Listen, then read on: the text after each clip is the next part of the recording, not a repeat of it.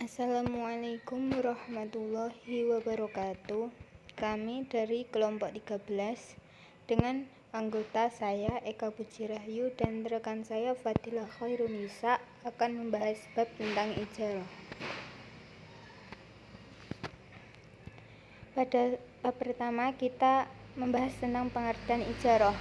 Al-ijarah berasal dari kata al-ajaru yang berarti al-iwadu atau ganti. Menurut pengertian syara, al-ijarah adalah urusan sewa-menyewa yang jelas manfaat dan tujuannya. Dapat diserah terimakan, boleh dengan diganti upah yang telah diketahui gaji tertentu, seperti halnya barang itu harus bermanfaat. Misalkan, rumah untuk ditempati, mobil untuk dinaiki. Orang yang menyewakan disebut mu'ajir. Orang yang menyewa disebut mustajir. Sedangkan sewaan disebut majrur. Yang kedua, dasar hukum. Dasar-dasar hukum atau rujukan ijarah adalah Al-Quran, As-Sunnah, dan Ijma'. Dasar hukum ijarah dalam Al-Quran adalah surah At-Talaq ayat 6. Fa'in arada'na lakum fa'atuna ujurahunna wa atamiru bainakum bima'ruf wa in ta'asartum fasaturdi'u lahu ukhra. Jika mereka menyusukan anak-anakmu untukmu, maka berikanlah upahnya. Yang kedua, dasar hukum ijarah dari Al-Hadis. Barang siapa yang meminta untuk menjadi buruh, beritahukanlah upahnya. Hadis riwayat Abdurrazzaq dari Abu Hurairah. Yang ketiga, landasan ijma'nya adalah umat Islam pada masa sahabat telah berijma' bahwa ijarah diperbolehkan sebab bermanfaat bagi manusia. Yang C, rukun dan syarat ijarah. Rukun ijarah menurut ulama Hanafiyah, rukun-rukun ijarah adalah ijab dan qabul, antara lain menggunakan kalimat al-ijarah, al-istijar, al-ikhtira, dan al-ikhra. Adapun menurut jumhur ulama, rukun ijarah ada 4, yaitu yang pertama akad, orang yang akad. Yang kedua sigot akad. Yang ketiga ujar atau upah. Yang keempat manfaat.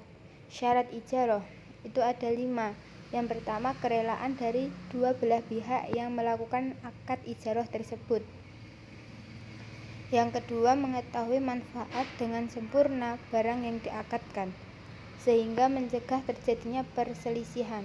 Yang ketiga kegunaannya dari barang tersebut. Yang keempat kemanfaatan benda dibolehkan menurut syara'. Yang terakhir objek transaksi akad itu barangnya dapat dimanfaatkan kegunaannya menurut kriteria dan realita. Yang keempat pembayaran upah dan sewa menyewa. Jika ijarah itu berupa suatu pekerjaan, maka kewajiban pembayaran upahnya pada waktu berakhirnya pekerjaan. Pembayaran sewa biasanya dalam jumlah yang ditetapkan oleh kontrak, dilakukan oleh penyewa pada interval tertentu sebagai imbalan atas hak untuk menepati atau menggunakan properti orang lain. Dengan kata lain, ini adalah biaya bulanan atau rutinan yang dibayarkan. Pada bab terakhir atau pembahasan yang kelima, berakhirnya akad upah atau ijarah.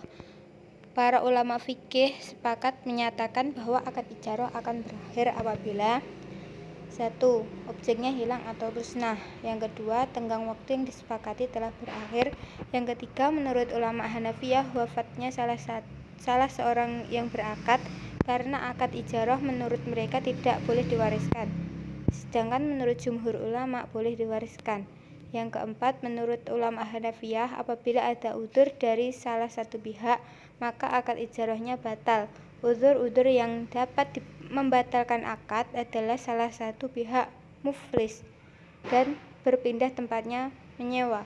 Sedangkan menurut jumhur ulama, udzur yang dapat membatalkan akad adalah objek yang mengandung cacat atau manfaat yang dituju dalam akad itu hilang.